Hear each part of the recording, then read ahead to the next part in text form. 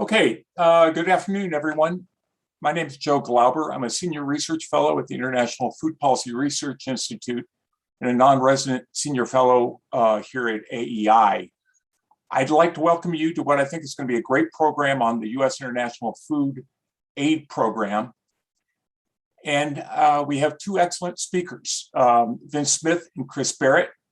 We're going to follow their presentations with a panel discussion with Reverend David Beckmann, Dina, Esposito, and Stephanie Mercier, all who I'll introduce in just a moment. But we're going to follow that with a round of questions. And if you have questions, I'm going to ask you to send them to benjamin.goren, G-O-R-E-N, @aei.org.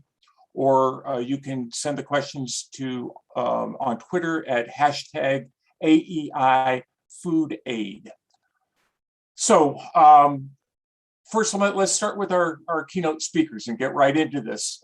First up is going to be Vince Smith. Vince is, of course, the director of the Agricultural Policy Studies here at AEI and a professor of economics at Montana State University.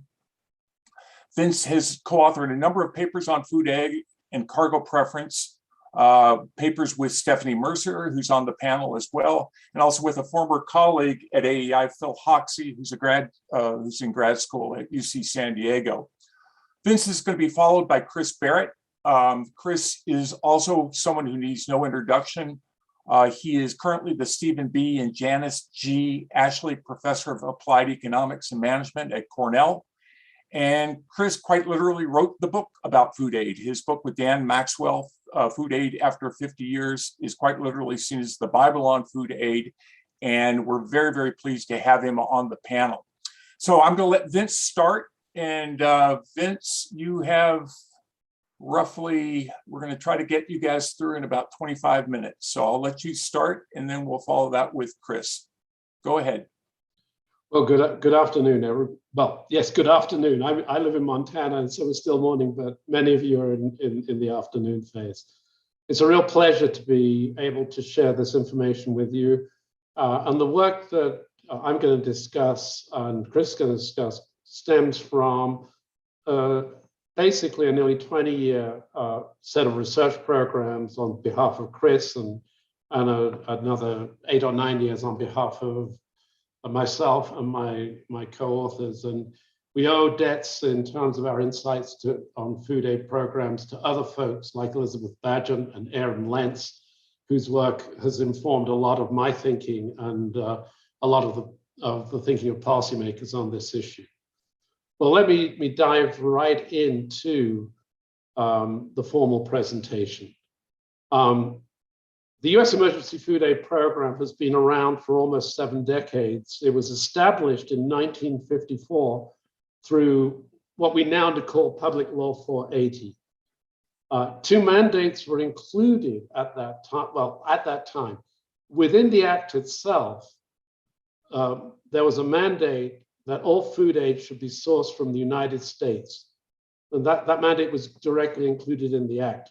2 or 3 months later, following some pressure from US mercantile interest groups, shipping companies and so on, Congress established a separate cargo preference requirement that by physical weight, at least 50% of all emergency food aid had to be carried on eligible flagged ships.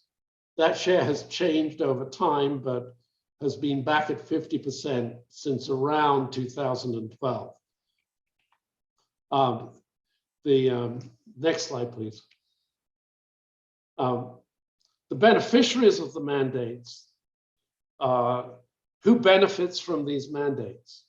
The US sourcing mandate and the mandate that a predetermined percentage must at least be carried by US vessels defined as eligible for food aid shipments under cargo preference. The obvious group are the mercantile marine companies like Liberty and Sealift, and the US subsidiary of Maersk, the Danish international conglomerate. The US agricultural food sector, broadly defined, has also seen itself as beneficiaries of the mandates. But as Chris has shown in his work, the major beneficiaries have probably been food processors and agribusinesses. And for reasons I'll briefly discuss in just a moment or two. I want to turn to the rationales for these two mandates, both in 1954, and then I'm going to ask the question, how relevant are those mandates today?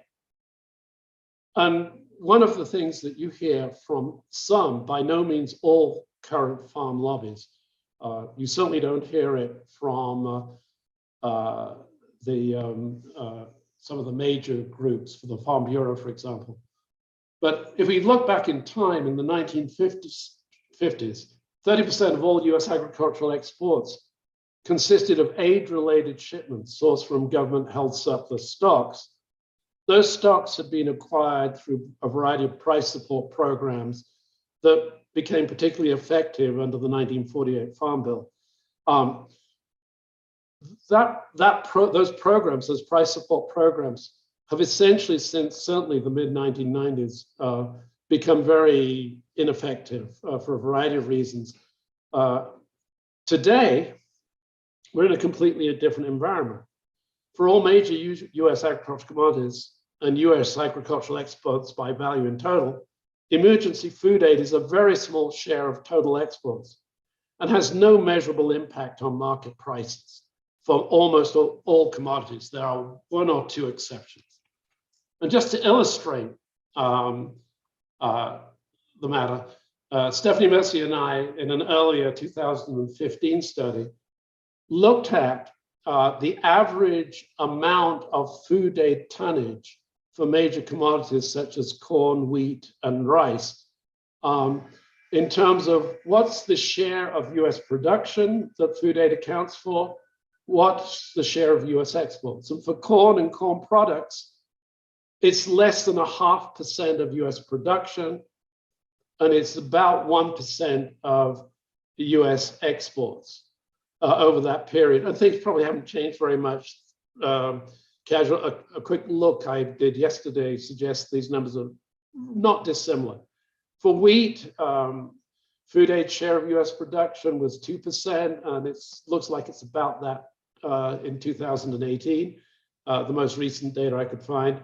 And food aid share of US exports, well, it's about 4% for wheat.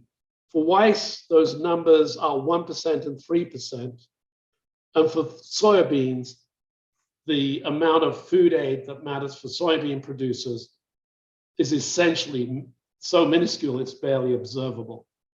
The two products, well, one of the products that's produced at the farm level for which this matters are soybeans, where about 10% of the soybean crop over the period 2006 to 2012 was purchased for food aid. Just to give you a sense of the relative importance of pulse crops, the relevance of pulse crops, is the pulse crops that are 10%, think garbanzo beans. Just to give you a sense of how important overall for all agriculture those products are, less than 0.2% of total crop acreage goes into those sorts of crops. That if they are allowed to influence this program intensively, that is definitely a very, very small tail wagging a very, very large dog. Next slide, please. So the rationale for farm income and price supports has almost completely disappeared. What about the mandate effect on our defense capabilities, of which we hear a lot from the shipping companies and other elements of the mercantile interest groups? In the early 1950s, the Korean War had just ended, the Cold War was increasingly intense, and World War II was a very vivid memory, along with the role of the mercantile marine industry in World War II in getting food to Europe and so on. And so it was perceived that this could have potentially substantial contributions to defense. Today, in comparison to the Maritime Security Program, we need to understand first that neither the US companies who ship food aid under cargo preference, nor their vessels' crews have any legal obligation to provide services to the US military. And the evidence in the 1990 and 2003 Gulf conflagrations with Iraq and Iran, the US military almost exclusively relied on its own ships, supplemented by foreign flagged commercial vessels, rather than vessels eligible to carry US food aid for transporting material to Kuwait and Iraq. The evidence is pretty compelling that, and for a whole variety of reasons, including the fact that many food aid ships are simply unsuited to carrying military material, that this is not an important, in fact, it's an almost zero rationale for having the program in place. What are the impacts of cargo preference in general? And I want to think about the impacts in three contexts. One,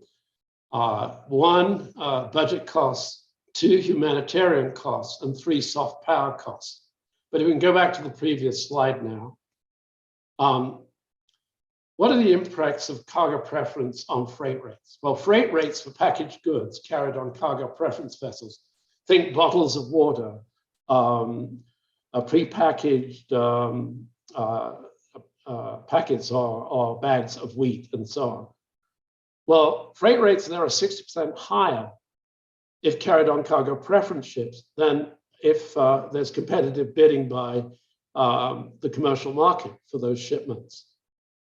For bulk commodities like wheat, corn, and soybeans carried on cargo preference, freight rate prices are 100% higher than freight rates for comparable competitively bid shipments, double. Why the difference? Well, first, in both the cargo preference gives US shippers considerable market power. These become oligopoly, almost monopoly-like markets. And so we see higher prices for both packaged goods and for bulk goods. The market power is extremely concentrated, is more extremely concentrated, is a better way of putting it, for shipments of bulk commodities. And that's illustrated by the fact that over 80% of bulk cargo preference shipments have been canceled by just two companies, Liberty and Sealick. The other important issue to note here, it's often claimed that US shippers benefit greatly, but it turns out that Maersk, the Danish shipping conglomerate, through its US subsidiary, carried 71% of all cargo preference shipments of packaged goods between 2013 and that should say 2018.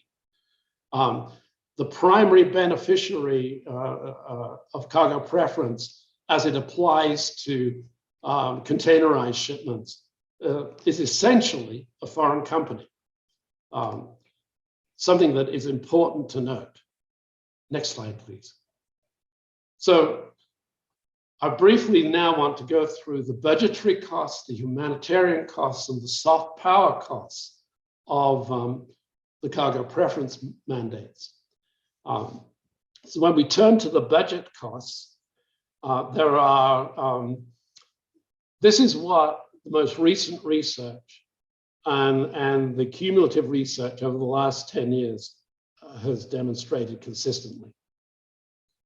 On average, looking at both freight rates charged for cargo preference shipments and freight rates charged for other shipments, overall, freight rates are 15% higher on average than they would otherwise be.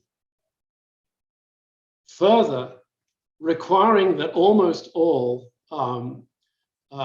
food aid be sourced in the United States, the US sourcing mandate, causes further increases in shipping and other aid costs because USAID cannot use the most efficient methods to get humanitarian aid to where it is needed in the most efficient way.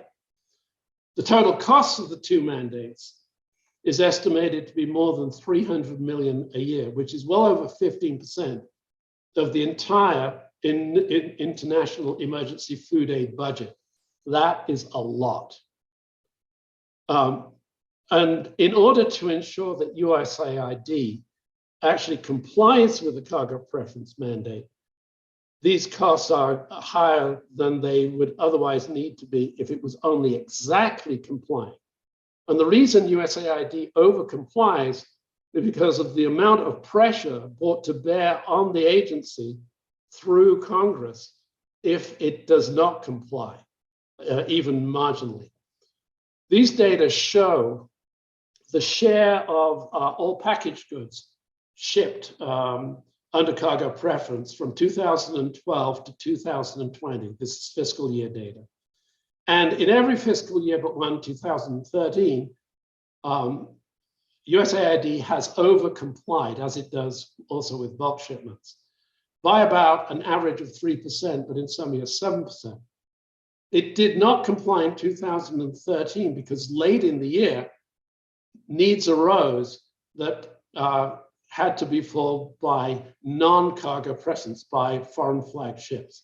But the grief that USAID then experienced in terms of pressure from the mercantile interest groups was very substantial, as Phil Hoxie and Stephanie Mercier and I have documented in some recent work.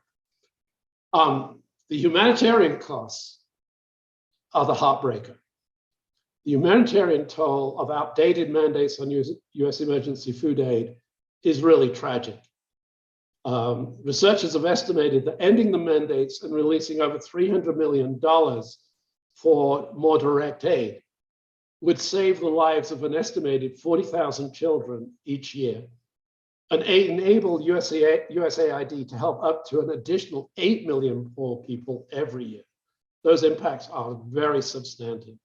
And these are people who are in truly desperate straits as a result of either natural catastrophes, extreme drought, etc., or man-made catastrophes, wars, civil wars, and so on.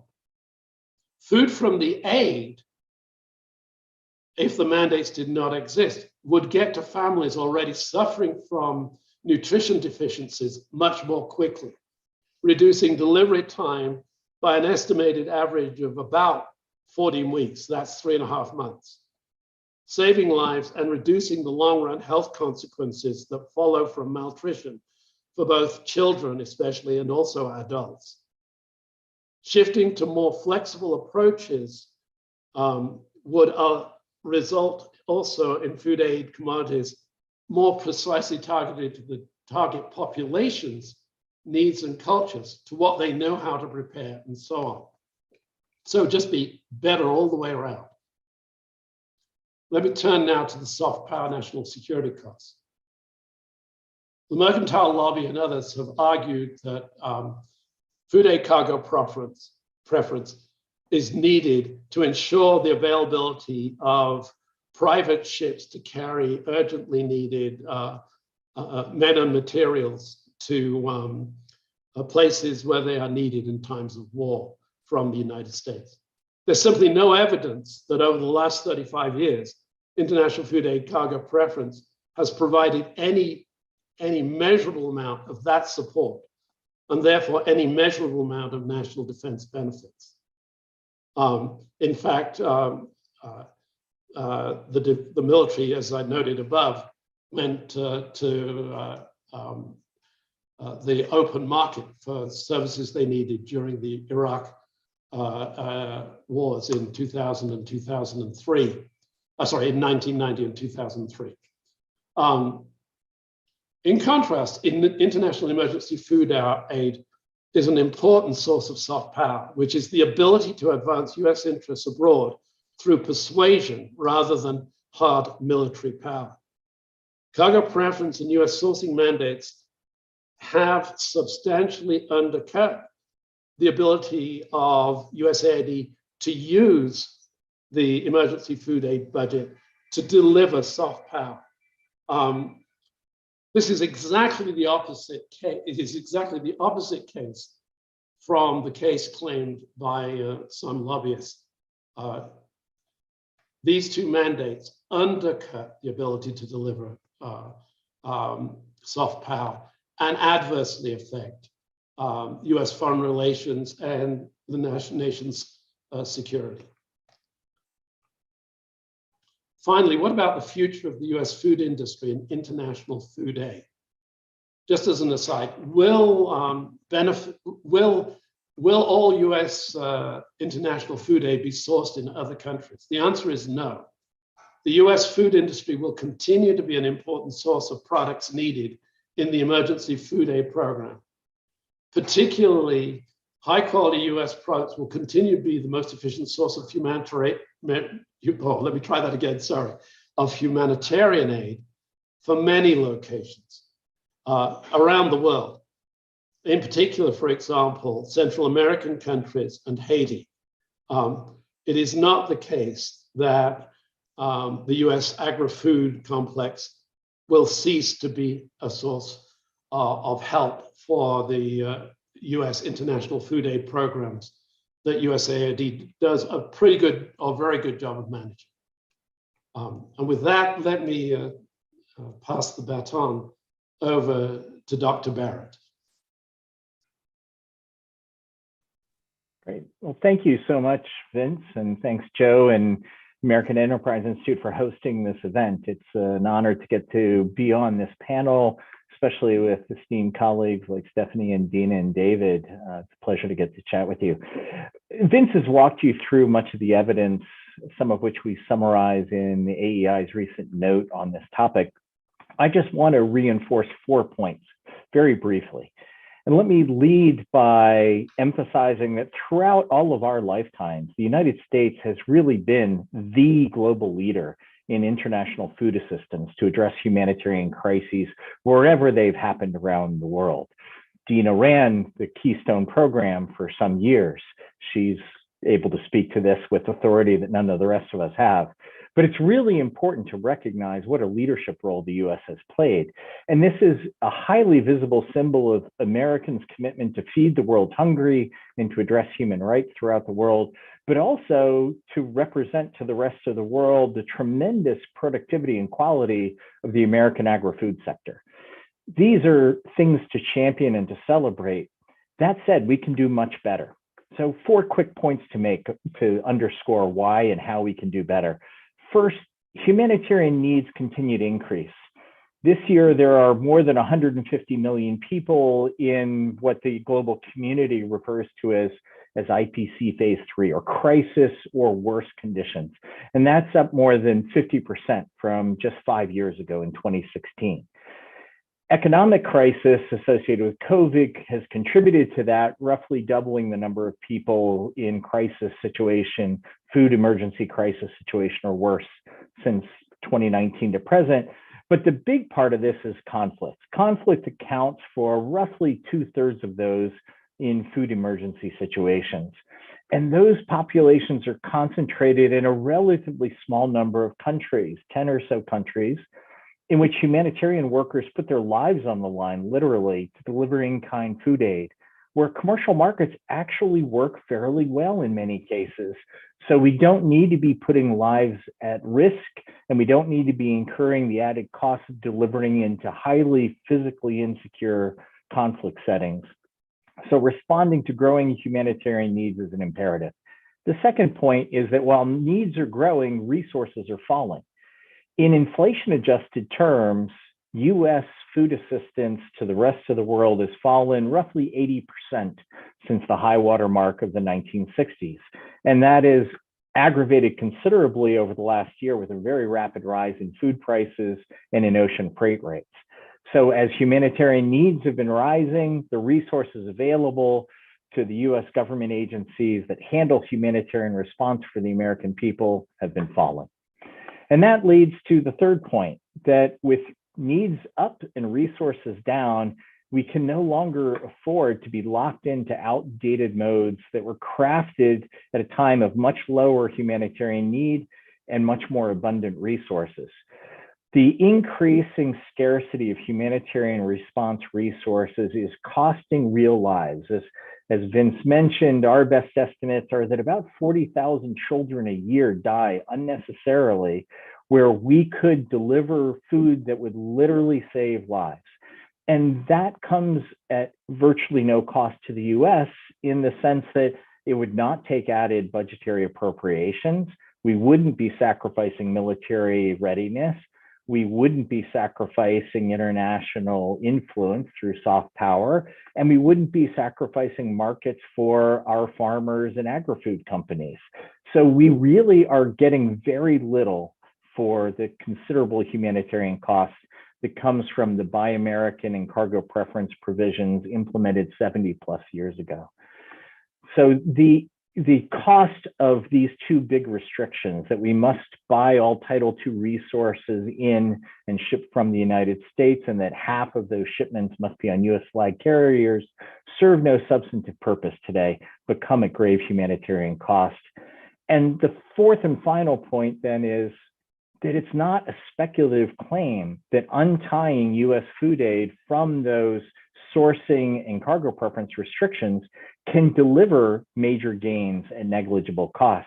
We have had two major experiments in this domain. First, at national scale, Canada, which had the second largest food aid programs for decades. Between the US and Canada, it accounted for 2/3 to 3/4 of international food assistance from the 50s through the 80s.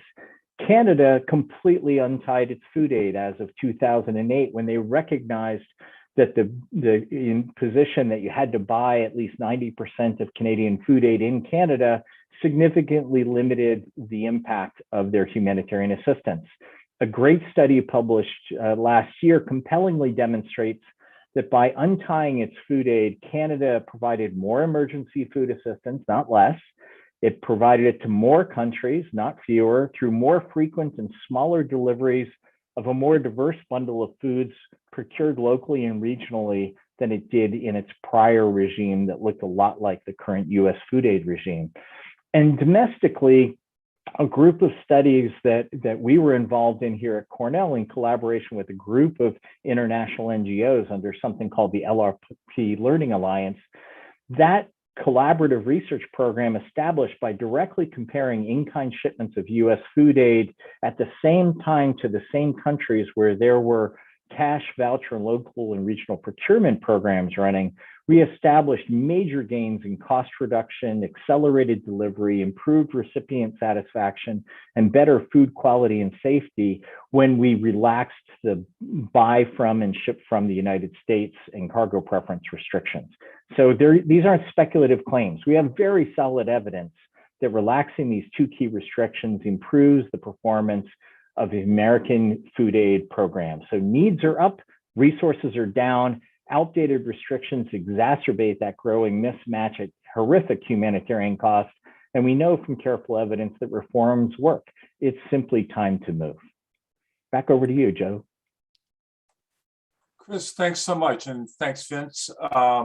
So we're going to now turn to our three panelists, and I'll do a quick introduction for what we'll hope to have about 20 minutes worth of discussion from them. And then we'll turn that to a Q&A with the rest of you in the audience.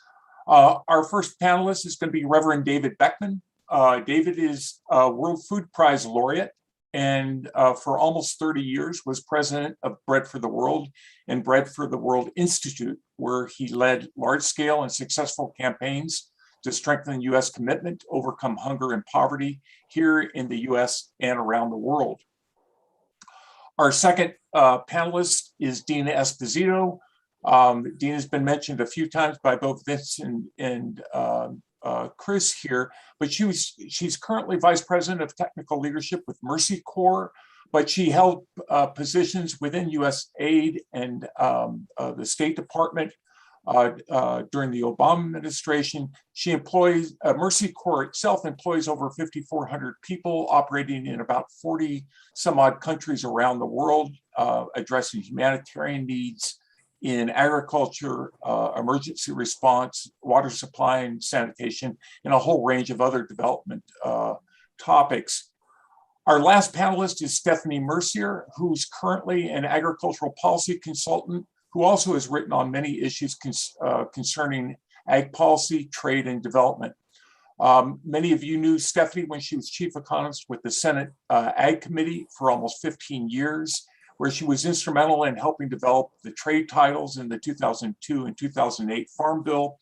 And as I mentioned earlier, she's co-authored papers with Vince on international food aid, cargo preference, and development policy. So David, why don't you go first? And again, you'll be followed by Dina and then Stephanie, and then we'll take questions. So I remind you, put any questions you might have in the Q&A or address them to Benjamin Gorin, benjamin.gorin, Goren, at aei.org, or on Twitter at the hashtag AEI Food Aid. Okay, David, the floor is yours. Okay, well, I want to thank AEI and Vince and Chris for this event and for the really important paper.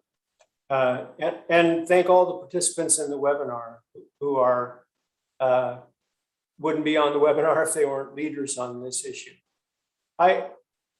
Just reading this, reading the study, it's really shocking.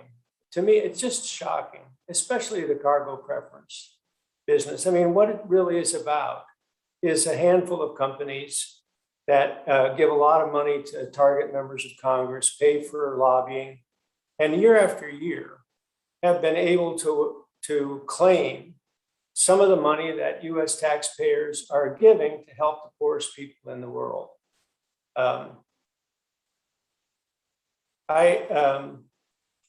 I find the paper convincing that the arguments that are usually used to defend this system are specious, that food aid, that reformed food aid could be less expensive, reach more people, get there faster, and do better work on the ground than what we get from maintaining this system. And then the estimate of child deaths that this causes, 40,000 children a year could be saved from death, with the money that we're now putting into maintaining this system.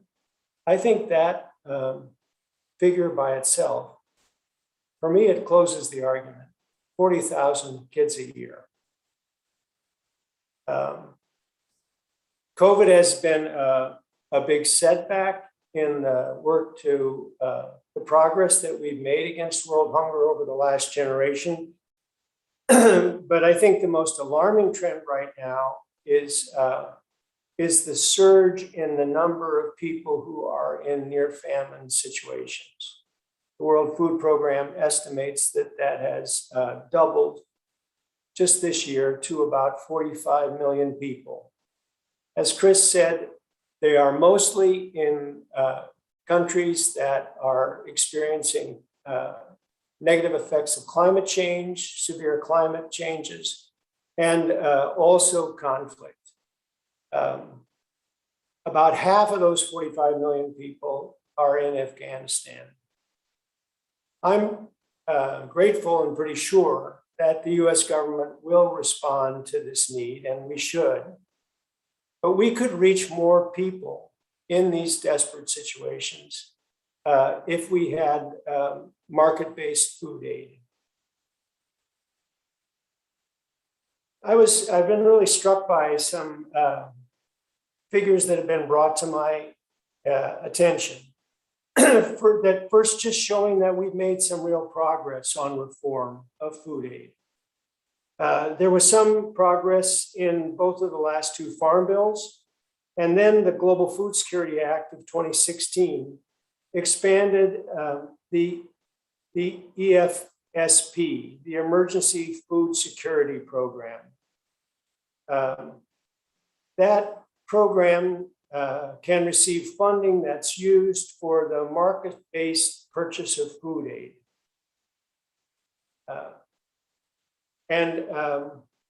It's now funded at $2.9 billion.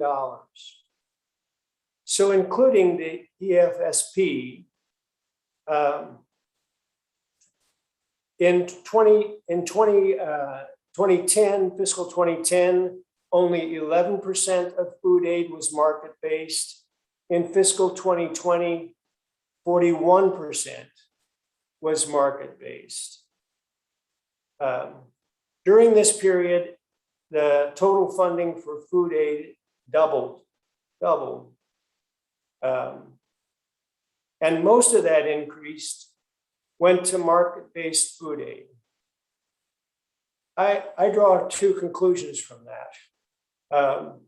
One is it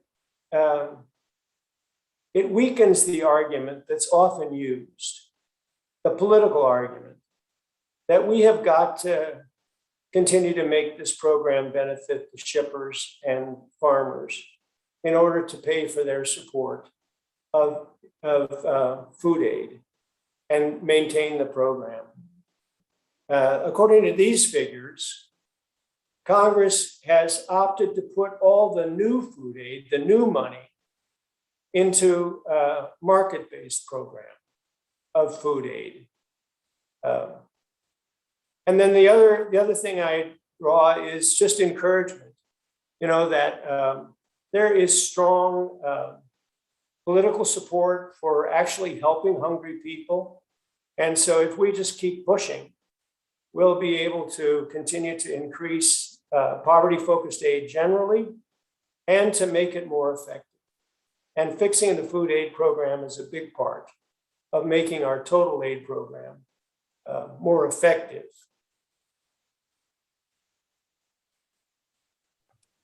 Great, thanks, David. We can turn to Dina. Thanks. It's great to be here with this esteemed group of panelists and advocates.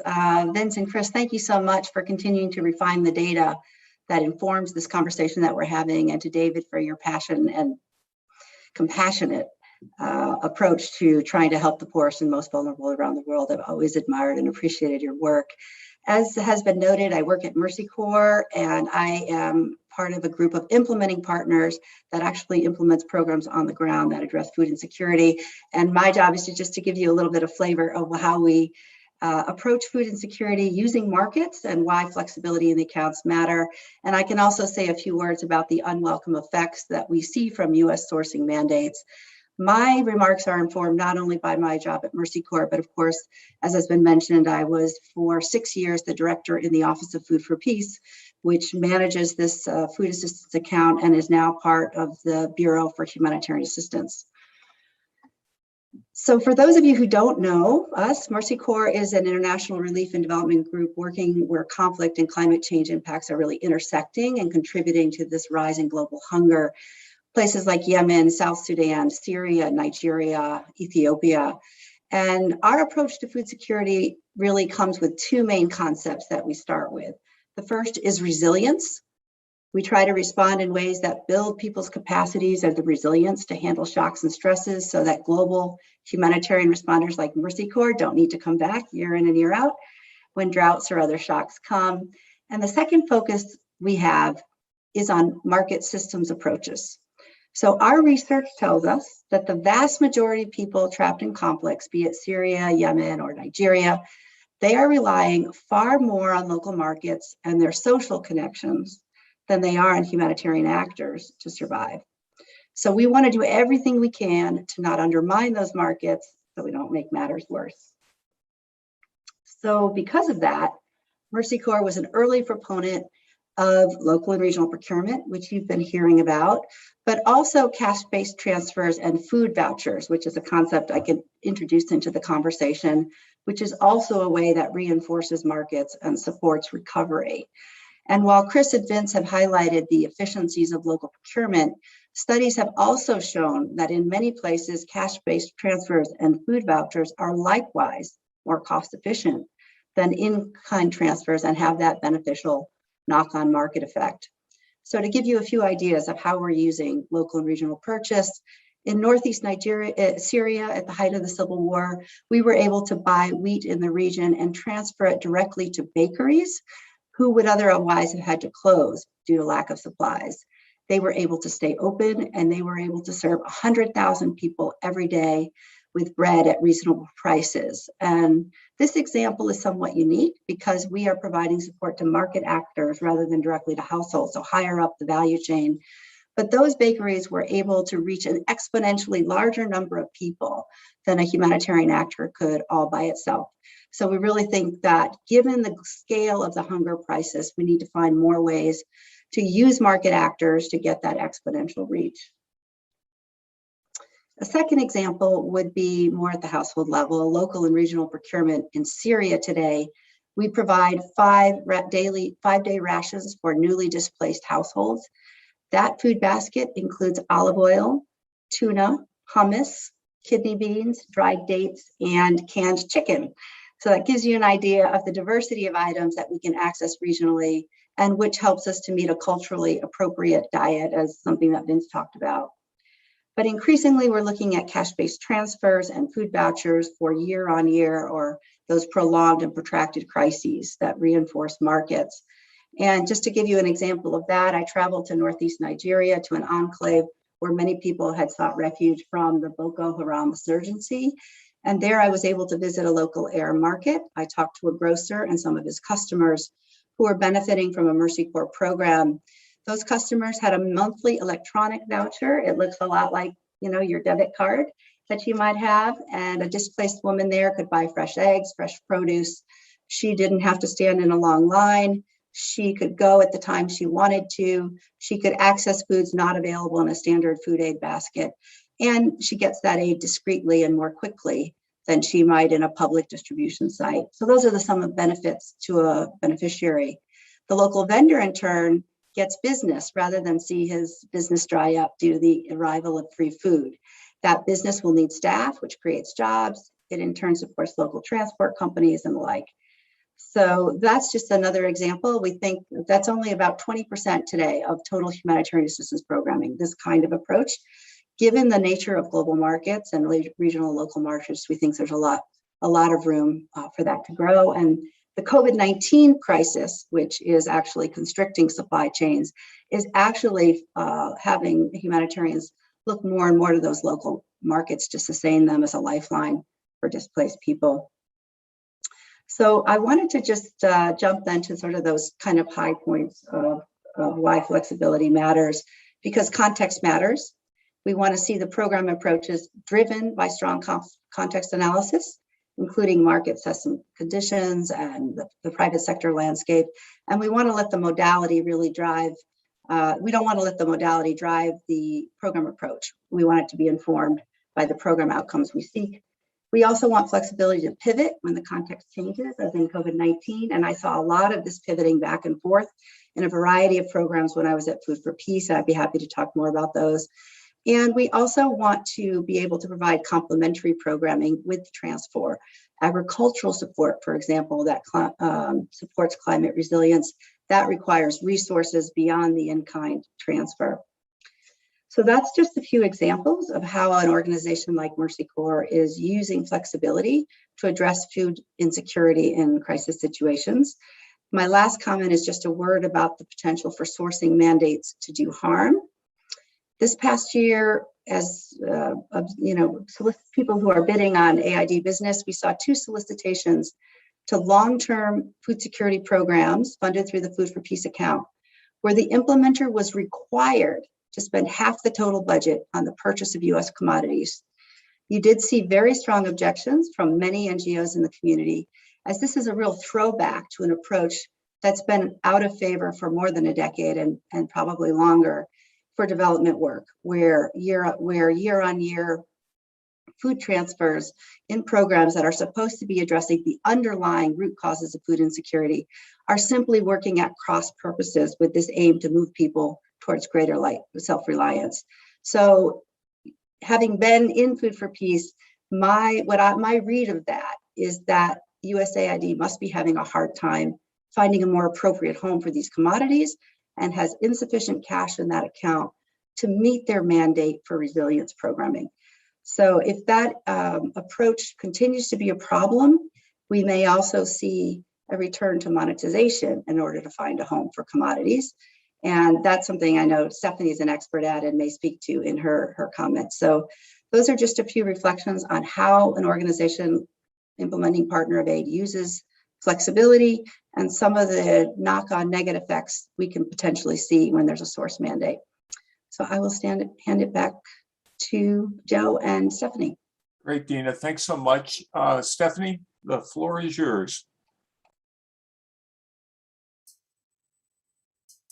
Thank you, Joe, for the opportunity to present on this very important topic. We got PowerPoint slides. Yes, we do.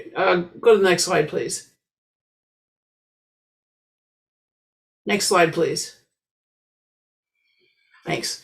I'm going to talk a little bit about the sort of the legislative history of the Food for Peace Act and where we stand now in terms of the political environment that we're having this debate in.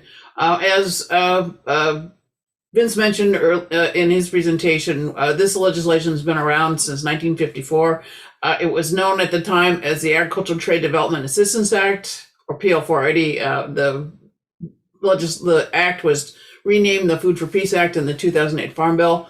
The goal at the time was both to meet domestic policy needs, primarily to dispose of surplus commodities, and also accomplish foreign policy objectives, which was to provide aid to hungry people overseas.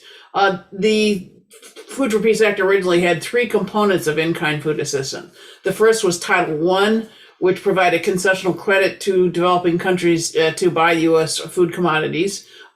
Second was Title II, which allowed for direct donations to developing countries for emergency aid, but also for development projects. And then the third, Title III, provided for direct donations of food to developing country governments to be resold to support development activities.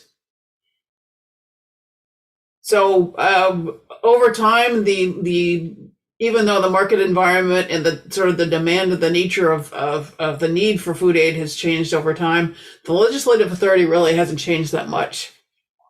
As Vince mentioned, in 1957, shipments under the food aid program accounted for the 30% of all U.S. exports, but that was mainly Title I shipments, which were commercial in nature, but sold at concessional credit. So there was not really an emergency component. So the timing in terms of delivery was not that important. Over time, the share of Title I shipments in this program has been pared back due to the availability of other forms of credit through USDA, primarily the GSM 102 and 103 programs. And it was also subject to international criticism, which favored providing direct aid rather than loans.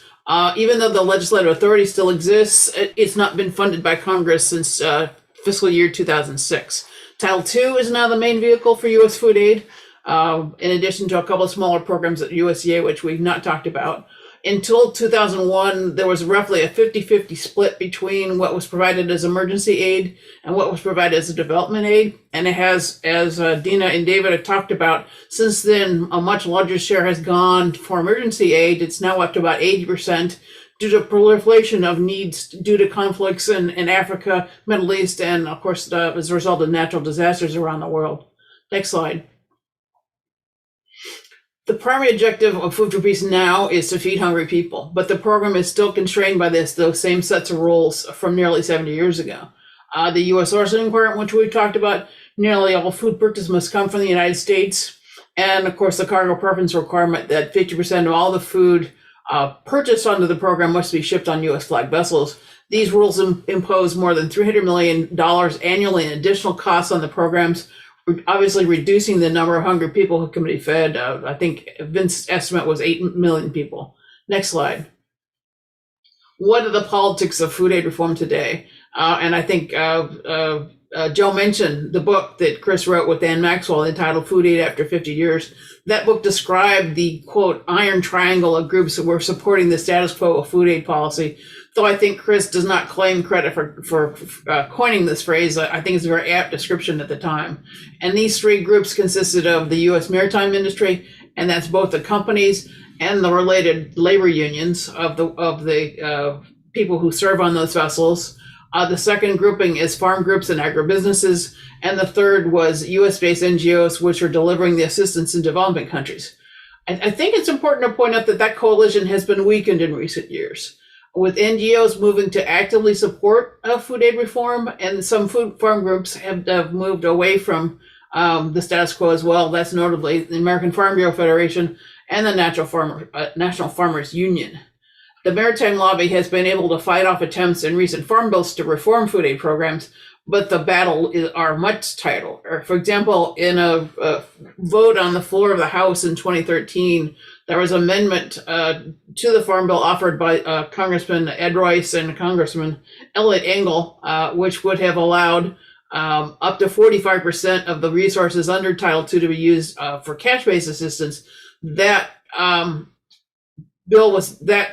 was defeated by only 8 votes, and so it was a very narrow margin. And I think it's also worthwhile noting that the maritime lobby has not been able to restore the 75% cargo preference requirement for food aid shipments since it was reduced to 50% in the 2012 transportation bill. So the battle continues. I think maritime is still obviously a very formidable force in advocating for this position, but they have fewer allies now than they did 10 or 20 years ago.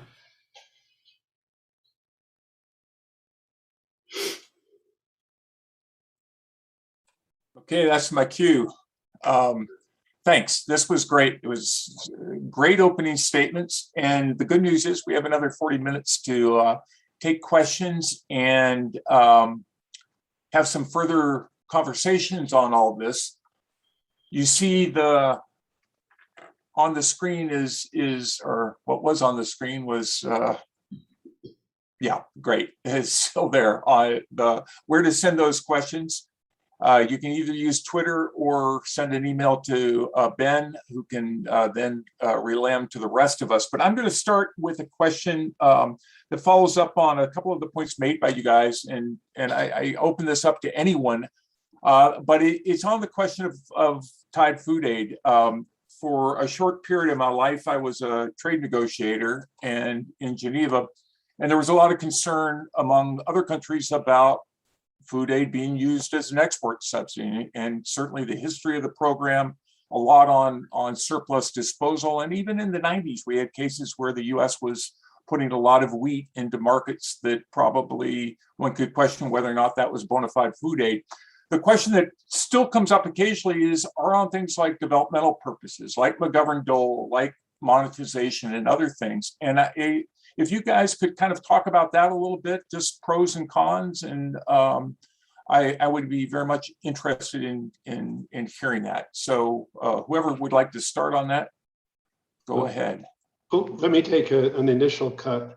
I think Stephanie has a lot to say about this, and Chris does too.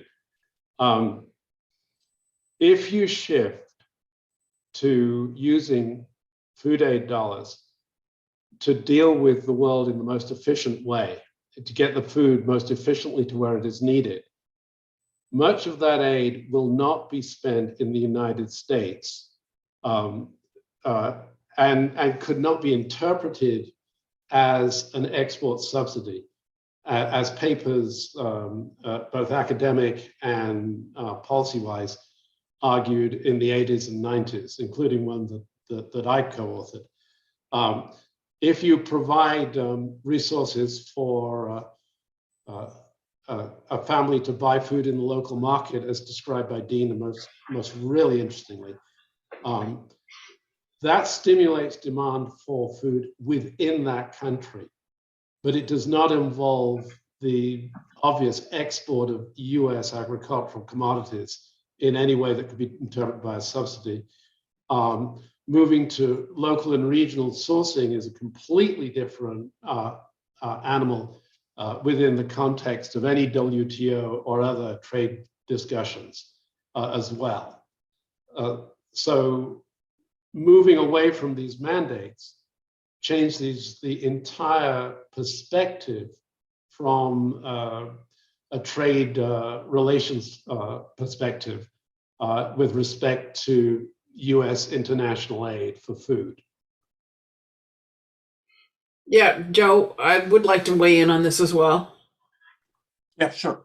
Yeah, so you mentioned monetization, and I think we can say that that's one of the few bright spots we've had with respect to food aid reform in the last 10 years or so, and has enabled the organizations like Mercy Corps, which work in the field, to acquire straight cash through various accounts in the program, and not to solicit and purchase and bring in food just for the purpose of reselling it on local markets in order to generate cash. First, USAID and USDA figured out how to sort of relax the rules in the way that they were interpreted. And then finally, I think in the 2018 Farm Bill, it was reformed to the extent that monetization was still an instrument that can be used by groups, but it's not. There's no longer a requirement associated with it. So there was some. We have had some gains there. That requirement has been relaxed quite a bit, and I think the fact that that's no longer a burden on the groups has let them be more liberal in embracing food aid reform collectively. Joe, I would if can add that. Go ahead, Dina. I would just add that the specter of monetization, I don't think is fully dead. Based on what I saw in the solicitations this year of huge volumes of American food going into development programs, the alternative to that, if they simply don't want to do that, is to sell the food for the local currency to do the programs. And so, which is the worst? Which is the worst of the two is the question. Monetization also highly inefficient. I think on average we lost 25 cents on the dollar by buying it, shipping it, reselling it. So again, not a great practice to generate money. Chris? Yeah, Dina, if you guys only lost 25 cents on the dollar, you were phenomenally efficient at monetizing the commodities you received, because the average for the US was losing somewhere between 40 and 60 cents on the dollar, depending upon the program and the organization. A crazy way of turning a dollar into 50 cents, just irresponsible use of taxpayer resources. The other thing that I wanted to flag in response to Joe's raising issues of export subsidies and trade negotiations, Stephanie made the really important point that in 1954 and throughout most of the history of US food aid, it was predominantly a program food aid operation. It was Title I. It was concessional exports, subsidized exports run by USDA. It was not a humanitarian response program.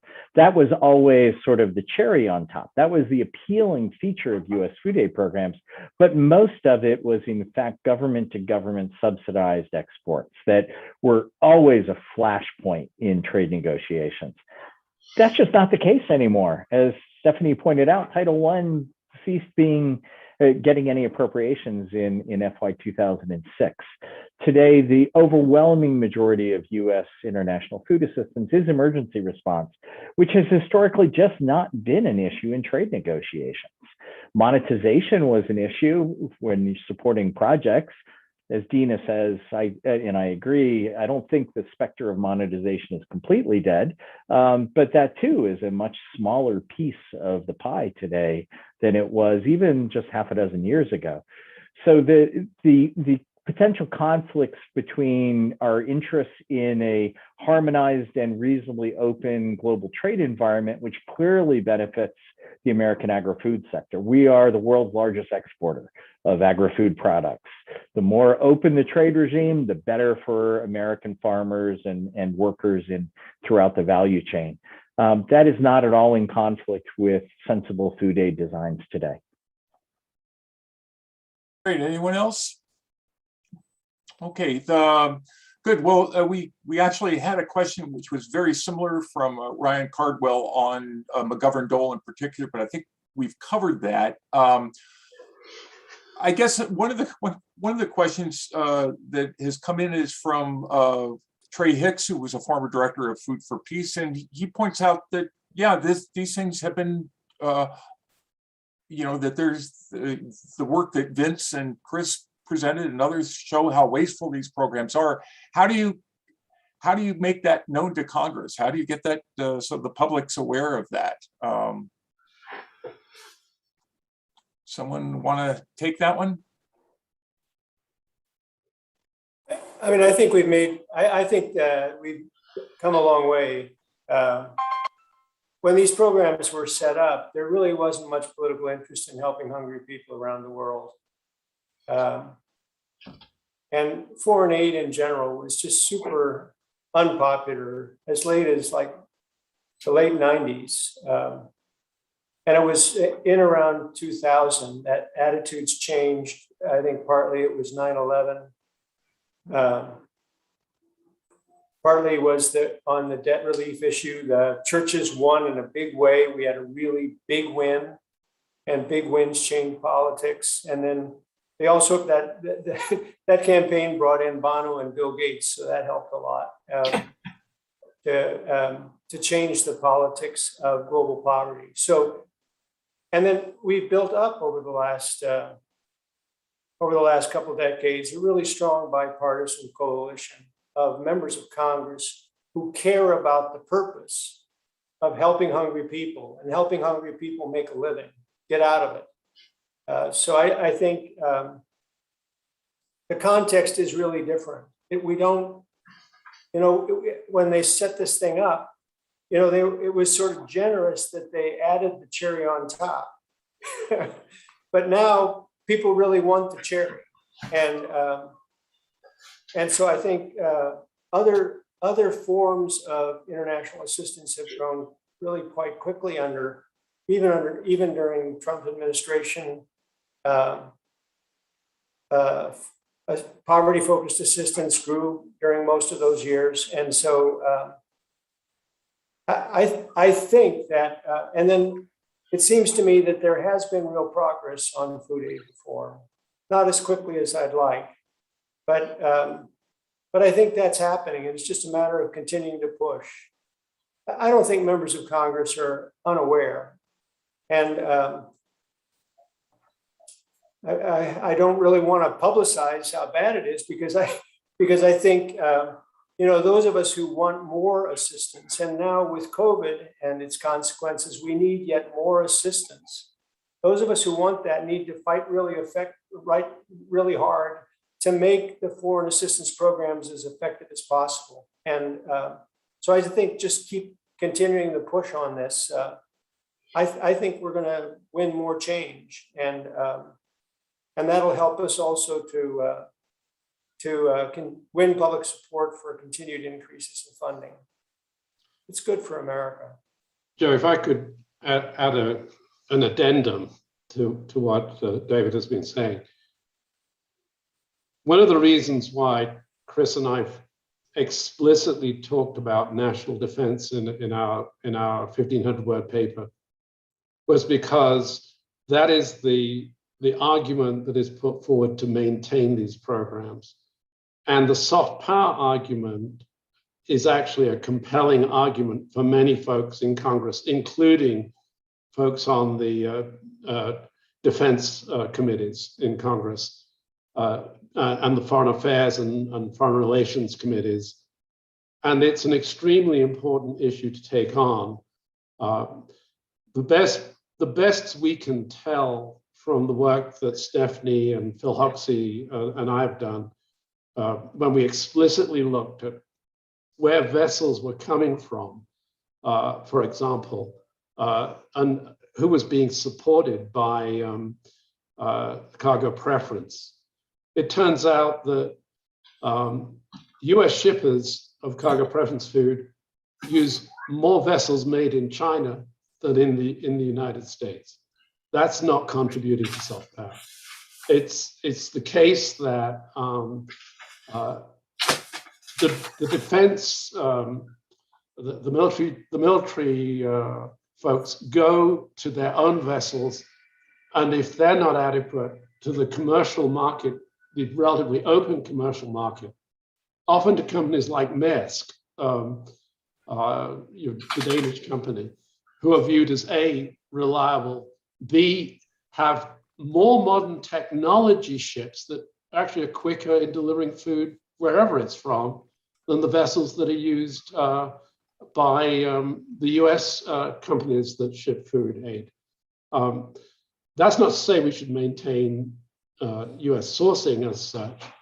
What it is to say is that the contributions to defense from more efficiently using the emergency food aid budget are not trivial and should not be discounted. The adverse effects of the current program as it's administered under Title II undercut that ability. If I can just jump in with two observations, because I think this question of what will it take to tip the balance is really, tip the political balance is really crucial. And I agree with David. We have been making progress. Today happens to be the 27th anniversary of my very first research proposal related to food aid. I looked it up earlier today, realizing that it was sometime around November in 1994 that I first wrote a proposal to do research on food aid. So I've been in this quite some time now, and we have made really dramatic progress. When I look at what the programs were like in the 1990s and what they're like today, almost half of American International Food Assistance is cash-based. It just doesn't run through Title II. It runs through the Emergency Food Support Program, or Food Security Program, EFSP, and through 202E and other cash-based mechanisms that enable us to do an end run around these seriously outdated restrictions on sourcing and shipping. So how did the Canadians overcome this? I spent some time in Ottawa in the early 2000s when they were at this same moment recognizing that their sourcing restrictions impeded what they could do. And the thing I was most struck by was that the real champions, the real political champions behind food aid reform in Canada, and the ones who had the ear of parliamentarians, were the farming communities. And they frankly resented being manipulated because they realized they weren't getting anything financially out of Canadian food aid programs. They were selling their products, their milk products, their wheat products into markets that were being driven by commercial forces, not by the Canadian food aid procurement. But they were being manipulated by people with very specific interests, as if this was benefiting Canadian farmers and farmers in Canada and farmers in the United States. I live in a farming community. Lansing, New York only had a human population surpass our cattle population about 3 or 4 years ago. We're a dairy farming town. And farmers here care about feeding people. They take great pride in the efficiency of their operations and the quality of their products. And they need to make a livelihood, but they know that they aren't doing that by providing resources to populations in war-torn countries around the world. They care about people eating a healthy diet. And as the farming communities have begun to shift, Stephanie talked about a couple of the important agricultural lobbies have now changed their positions in recent years. That, I think, is where we're going to begin to see the agriculture committees that ultimately drive appropriations around Title II and the other main food aid programs. That's where we're going to see the shift. When the farming community finally speaks up and says, this doesn't benefit us, this isn't about American agriculture, this is an anti-competitive program to benefit a few shipping companies, most of which are not American. So let's stop this and let's take care of the humanitarian needs around the world, as Americans have long believed we should. My second observation about the politics of this is it's not just about the national defense interests, it's also about employment in the shipping industry. And here, the shippers and the longshoremen's unions that are sometimes working with them need to recognize one of two things is always true. Either US food aid shipments really don't matter to employment in the shipping industry. There is no port in the United States in which food aid cargoes represent 3% or more of total shipments. This is tiny. It is a fraction of 1% of shipments out of the ports that actually service food aid vessels. But secondly, if it is tiny, then it doesn't matter to employment in this sector. It's not generating jobs. Or if you really think that this is a big deal, then we've got massive supply chain problems right now. And why are we disrupting supply chains that serve Americans, that are going to mean that lots of kids aren't getting Christmas presents on time, that are causing problems on grocery store shelves, when we could be doing this cheaper by sourcing the food we're shipping abroad elsewhere anyway? We aren't starved for keeping ports busy today. Ports are seriously overtaxed. So either it really doesn't matter, which I think is what the facts support, in which case relaxing cargo preference provisions doesn't hurt employment in port cities at all in the United States, or we've got a supply chain problem and we really need to relieve some of the pressures that food aid contributes to. You can't have it both ways. Yeah, Joe, I'd like to weigh in a little bit on the political side of the question that Trey asked. Yeah, sure. Go ahead. Yeah, I think there's an opportunity here in the upcoming Farm Bill for groups to step in and start educating the committees of jurisdiction on this issue. I would point out that since the 2018 Farm Bill, only one of the four people who were leading those committees at the time is still in that position, and that's Debbie Stabenow, who is still chairing the Senate Ed Committee. But the ranking member on that committee is new, is John Bozeman from Arkansas. And on the House Ed Committee, both the chair, David Scott, and the ranking member, Glenn Thompson, are new to those positions. So I'm quite sure that most of their staff are not as steeped in these programs as perhaps they were a few years ago. So there's an opportunity now to provide the right kinds of information to those staff and those and members to build a case for further reform. Great. If I could just throw in one observation in addition. Chris's point about farmers want to see people fed and not damaged. I think that's absolutely true. You know, this is an anecdote, and as an economist, I always worry about anecdotes. But when I was asked to talk with the National Farmers Union annual meeting about what I saw as big issues, I raised this as a big issue. Almost immediately after my presentation, the National Farmers Union president got up and said, "Dr. Smith is correct. This program needs reform."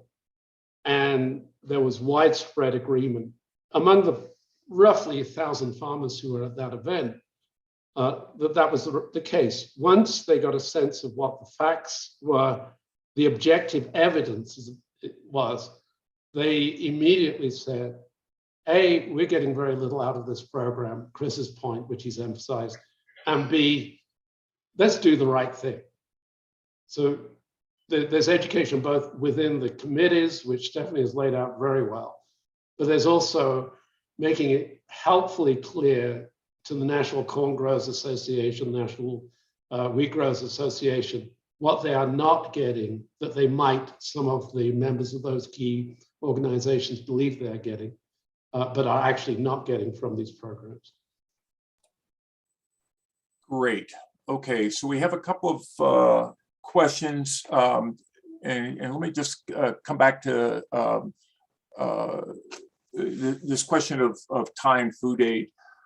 I guess the question that's out there, which unfortunately I misread, and now I see it's back on the screen, is just what the future prospects are for untying food aid. And we talked about the de facto move away from food for peace, but is this something that we could expect further reforms in Congress about this, untying those sorts of programs? Stephanie, do you want to start with that? I mean, this is really fundamental to what we're talking about. Is the forms of tying that we're talking about are the sourcing and the cargo preference requirements, which together are so harmful to the interests of people that we're trying to help. You know, we got very close in the 2014 Farm Bill. It came up 8 votes short. I think we need to renew the effort and talk to those groups, like Vince mentioned, not just to the congressional members of Congress, but also try to build awareness and hopefully support among farm groups and General Corker, who chaired the Senate Foreign Relations Committee at the time, was able to get Zippy Duval, who's the president of the American Farm Bureau, to join him in a joint op-ed 3 or 4 years ago on this issue. And I think that similar efforts need to be made with some of these other groups to get them on board with the issues that Chris raised, that the farmers in Canada were so instrumental in getting their reform in place. Yeah, let me pick up on Stephanie's point about turnover in the ag committees and emphasize that there are really two paths here to untying, specifically to relaxing the sourcing and cargo preference requirements. One is through the ag committees, and I think that there are opportunities there along the lines that Stephanie's talking about, especially with new chairs and ranking members and new staff. But the other path is what's been happening with the FSP. The appropriations historically for U.S. international food assistance has run through the agriculture committees and the ag appropriations subcommittees. But as those have proved intransigent, increasingly administrations from both parties, beginning with George W. Bush, continuing with Obama, began to redirect budgetary resources through foreign affairs and foreign relations in IDA resources, so that it's entirely cash-based and it's not running through agriculture. And I suspect that over time, what's going to happen is if the agriculture committees continue to resist reform, you're going to see administrations just moving the food aid program out of their jurisdiction effectively and into foreign affairs and foreign relations jurisdiction. And those committees have long shown their interest in providing efficient, effective humanitarian response and have historically not been as captured by the special interests. So I could see two different paths of untying. One is that the ag committees begin to feel more pressure from the farming communities and from general citizenry and begin to make some of the sorts of reforms that have been proposed and come close, but failed. The other is that at some point, administrations are just going to say, we give up on trying to get this through ag committees and we're going the other route through IDA resources.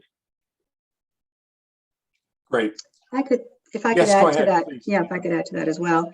I think that the other thing to think about, and it's true, a lot of the emergency food security program that's market-based is now run through the IDA account, which is now blended with in the Bureau for Humanitarian Assistance. But as long as the Food for Peace account continues to exist, you're going to have programs that require both food and cash. So the Ethiopia Productive Safety Net program is probably one of the biggest users of American food aid, and they are blending. They have a blend of cash and food. And so they want to run both of those programs through the Food for Peace account, right?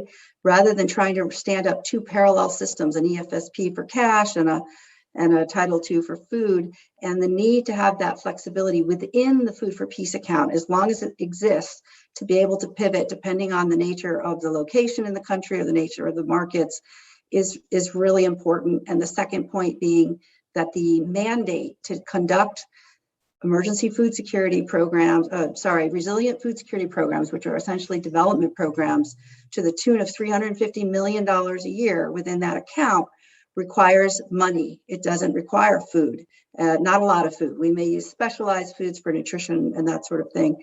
So that EFSP problem doesn't exactly solve all the problems, I guess I would say, and that we need to continue to look inside that Food for Peace account as well. Great. Well, I completely agree.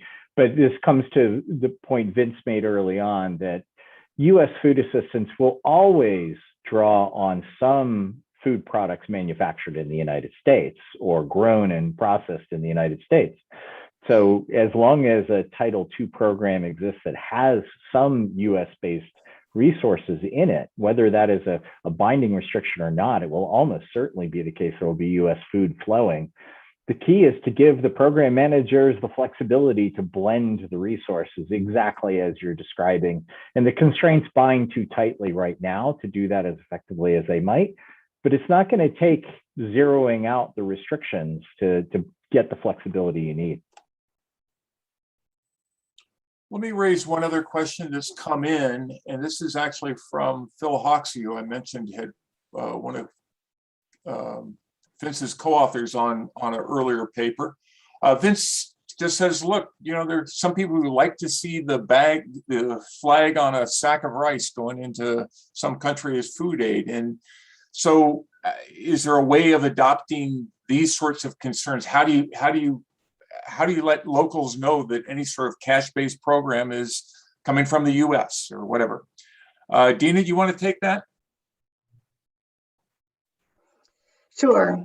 So USAID has branding requirements no matter what kind of program you're doing. So it's not just tied to the American food aid bag. So I mentioned, the kind of ATM type of card that people get.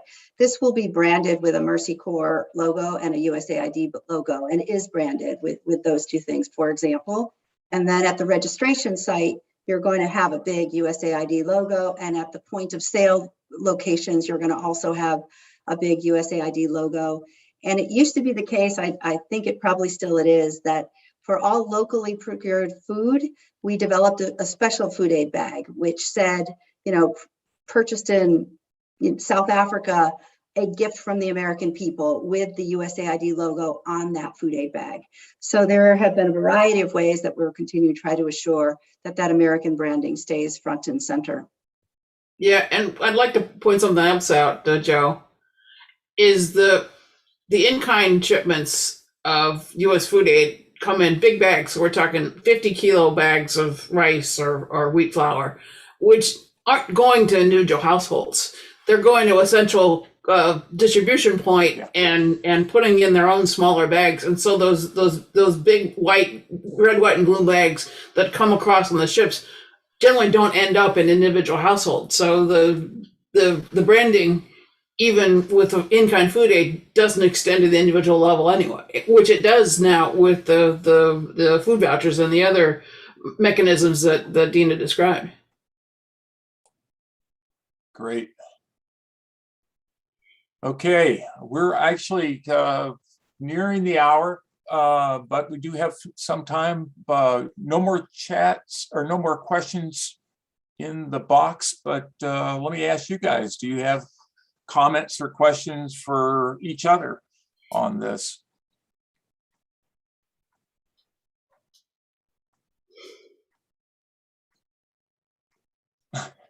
David, you've been an amazing advocate for food security, both within the United States and around the globe for a very long time. At this juncture, what do you see as the best way forward in terms of the information we need to provide that is accurate, that is the best information possible in the policy process? The information we need to provide to citizens, to people, or to politicians, or both? Both. Well, I think that's a broad question, and I've been focused mainly on church lobbying around the Build Back Better program, which early in that process, they decided not to put international development into the Build Back Better bills. But they do a lot, especially the budget reconciliation bill that's now pending does a lot. What's extraordinary is that the American Rescue Act is primarily responsible for reduction of hunger in the United States. So there is less hunger in the United States now, like as a percentage of the population, than there was in 2018 before the pandemic. So, and then with the bill that's pending, when and if that passes, I think that will put us and the bill that just passed, the infrastructure bill, I think that's the way to make jobs in America. That will create lots of jobs in America, not, saving 500 jobs by a shipping restriction. And And I think if this whole program will put us on a path toward a country that has less poverty and a stronger job market for everybody. And then just what's coming up is in the fiscal 22 appropriations bill, there's a $6.5 billion increase in overall international development assistance. So it's really important that Congress not settle for a 12-month supplemental on that, but actually approve the $6.5 billion or so that is there. And I think if they do that, that'll do a lot to reduce poverty, hunger around the world. It'll allow the U.S. to really provide leadership. So I'm upbeat overall about what can happen. Of course, everything's up in the air. We don't know for sure if these things are going to be sustained. But I must say, I just think this food aid reform issue is particularly important, because one reason why people are skeptical in general about government efforts to help poor people is that they think, oh, somebody's got their finger in the pie, doesn't work. Well, in this case, that's true. So we have got to fix it. And it's important. 40,000 kids die because we don't fix it. Geez. But in addition to that, fixing this, it's particularly scandalous because the trade-off is between shippers and a few shippers and the most desperate people in the world. But to fix this will also help us with the broader project of of overcoming hunger and poverty in our country and around the world, just because it'll eliminate this really egregious example of political manipulation that results in real harm. Thanks. Vince, how about you? You wanted to make some few closing remarks? We can kind of maybe go briefly around the table. Well, first, I think my colleagues on this panel have provided genuine and important insights. The quick summary is this: it is in the US interest and in the global interest and in the interest of over 8 million or up to 8 million desperately poor people around the world every year that we fix this. This is one case where getting rid of constraints that are really serving a very small number of very self-interested folks will benefit the US community as a whole and the most desperately poor people around the world as a whole. And I couldn't agree more with David that it's really a scandal that these mandates have been allowed to remain in place, generating basically zero benefits for the United States, broadly defined, or even relatively large subgroups like the agricultural community. And with that, I should let others have their 2 cents. Yeah, how about you, Dina? Would you like to make a few closing comments? Yeah, a few top line takeaways, I guess, from me would be give humanitarians the flexibility they need to respond in the most cost efficient and cost effective way possible, the flexibility they need to pivot when the context changes, and the flexibility they need to effectively address the root causes of hunger in these non-emergency programs. And then finally, be super careful of the negative knock-on effects of US source mandates, whether it be the potential for monetization or the realization of what we've seen, which is huge volumes of American food aid being pushed into development portfolios. Great. Thank you so much. Stephanie. Yeah, Joe, I think it's fair to say that over the last few farm bills, there have been kind of incremental progress in improving the efficiency of food aid programs, and certainly the gains with respect to relaxing the need to monetize is part of that. But I think it's time to try to take a big leap and really tackle these 2 remaining mandates, because they are so egregious in terms of the costs that they impose on the most vulnerable people around the world, and the limited benefits that they generate for really a handful of companies. Okay, Chris, how about you? Yeah, let me just echo the comments others have made and thank them for their comments and participation here. I think that we have an unusual moment here. One has to be living under a rock to not realize that there's massive increase in need around the world right now between the problems of COVID, conflict, climate change. Food emergencies are increasingly widespread.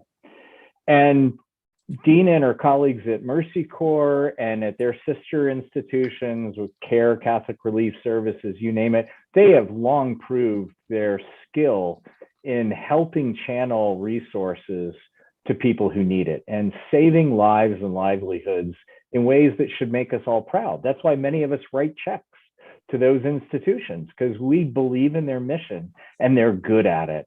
So let's give them the flexibility to do that job well.